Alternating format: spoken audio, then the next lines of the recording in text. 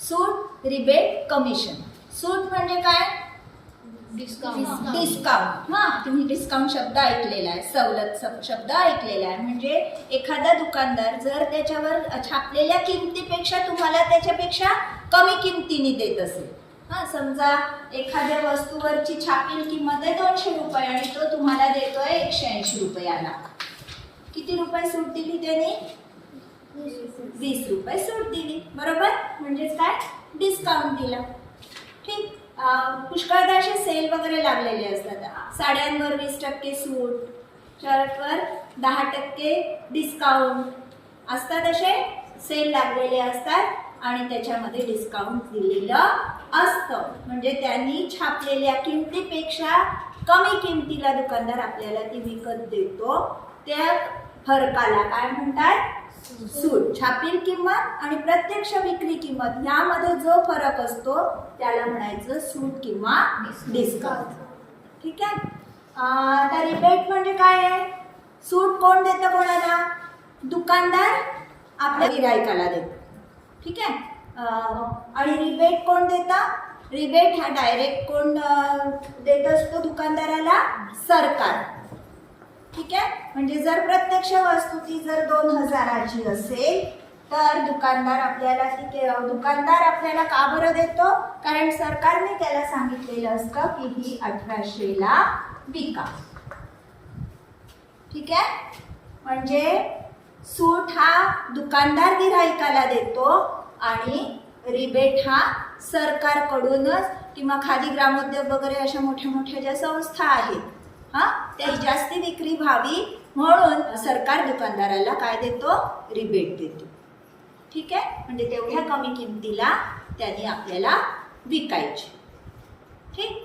आता कमिशन म्हणजे काय? समजा एखादं घर घ्यायचं एखाद्याला विकत.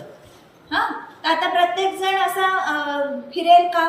घर पाहत आपण प्रत्येक ठिकाणी फिरू शकत नाही. तर त्याच्यासाठी काही एजंट असतात. काय असतात? एजंट किंवा त्यालाच म्हणतात दलाल किंवा त्यालाच म्हणतात अडत्या. म्हणजे विकणारा आणि विकत घेणारा याच्यामध्ये एक मध्यस्थी अशी व्यक्ती असते, त्याला म्हणायचं एजंट किंवा दलाल किंवा अडत्या. याच्यापैकी कोणतेही शब्द उदाहरणांमध्ये येऊ शकतील. ठीक आहे. तर त्याला जो मोबदला म्हणून आपण जी रक्कम देतो त्याला काय म्हणायचं? कमिशन.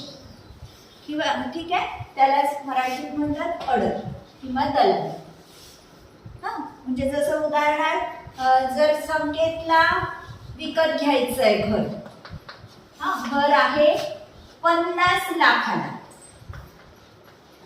रोहितने त्याला घर मिळवून दिलं. म्हणजे रोहित काय झाला? एजंट झाला. बरोबर? रोहितने एका व्यक्तीकडून संकेतला घर मिळवून दिलं 50 लाखाला. त्यांनी असं ठरवून ठेवलं होतं की मला दोघांनी पण 10% कमिशन द्यायचं. ठीक आहे. म्हणजे काय होईल? रोहितला किती रक्कम मिळेल? 10% कशाच्या? 50 लाखाची. समजला? म्हणजे किती मिळतील? रोहितला किती रक्कम मिळेल? मग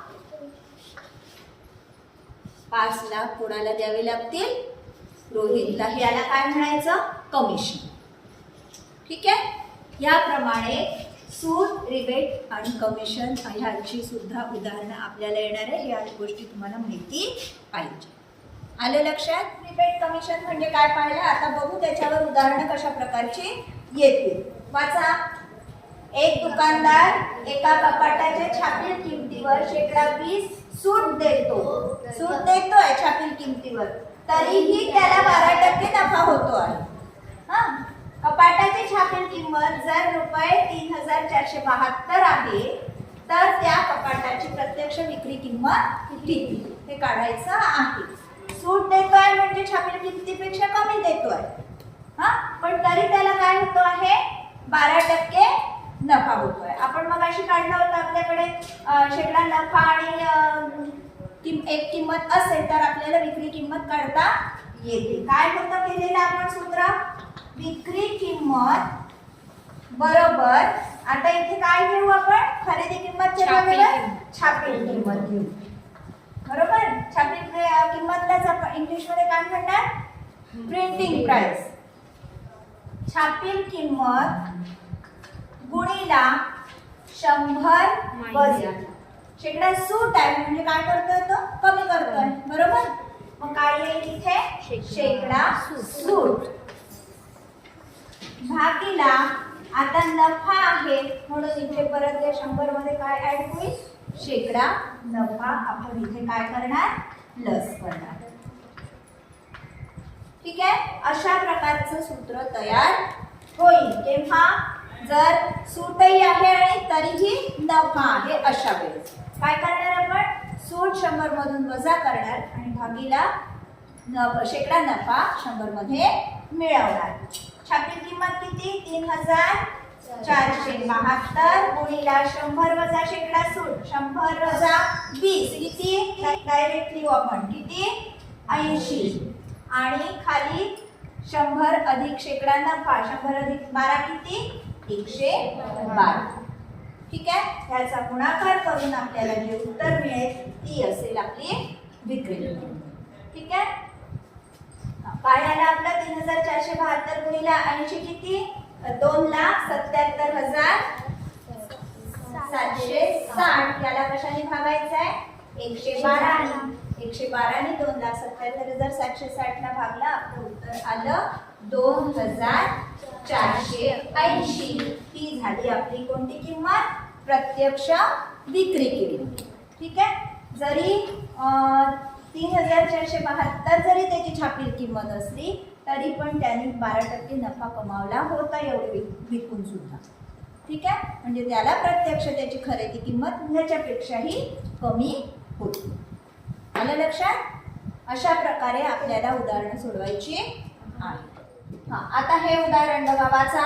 एका डीव्हीडीची छापील किंमत ₹100 आहे. दुकानदाराने 5 डीव्हीडी शेकडा 12 सूट देऊन विकले तर अनुक्रमे एकूण सूट किती दिली व डीव्हीडीची विक्री किंमत किती? ठीक आहे. किती डीव्हीडीची किंमत दिलेली आहे? एका. एका डीव्हीडीची 100 म्हणजे 5 डीव्हीडीची किती झाली? 500 झाली. बरोबर. 5 डीव्हीडीची किंमत छापील किंमत किती?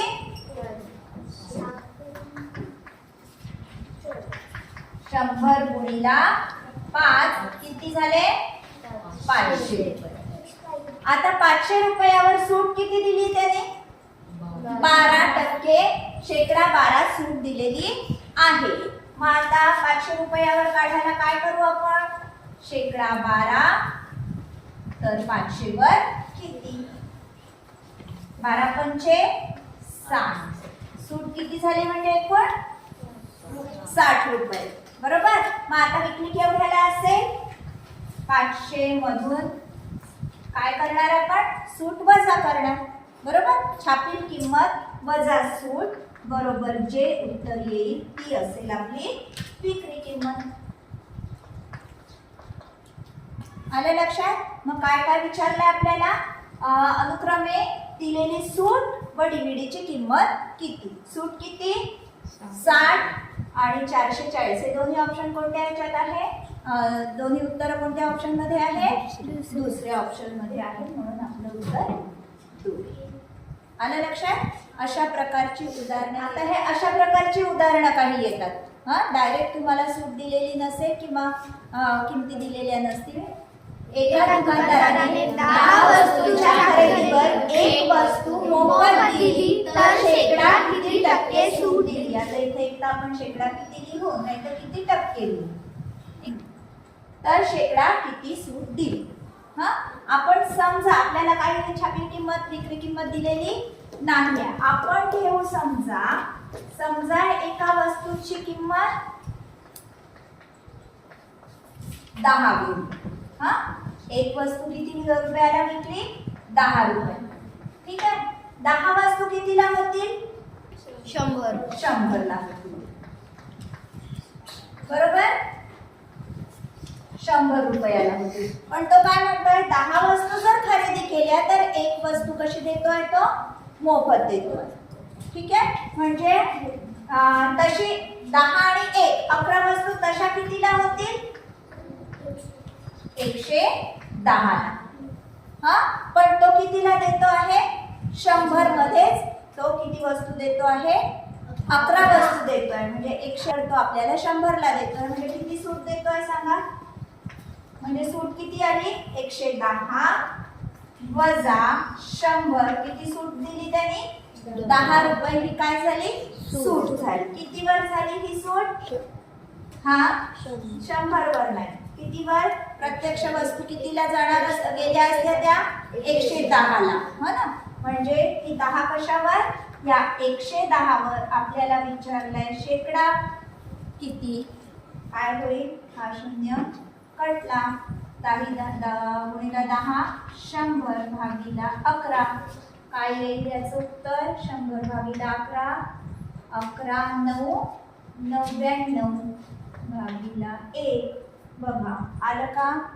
आहे आपल्या इथे 9.1/11. हे आपल्याला इथे आपण ऑप्शन पाहिलेलाच आहे, त्याच्यामुळे पुढे करायची गरज नाही. मिळालं आपल्याला उत्तर. मग किती टक्के सूट दिली? 9.1/11. ठीक आहे. अशा प्रकारे आपण कधी कधी काही दिलेलं नसलं तर आपल्या मनाने आपण एखादी रक्कम घ्यायची, 10 किंवा 100 वगैरे असं. ठीक, आलं लक्षात? व्हिडिओ आवडल्यास नक्की लाईक, शेअर आणि कमेंट करा. आणि हो, सबस्क्राईब केलं नसेल तर अवश्य सबस्क्राईब करा, म्हणजे मी नवीन अपलोड केलेल्या व्हिडिओजचे तुम्हाला नोटिफिकेशन्स मिळतील. धन्यवाद.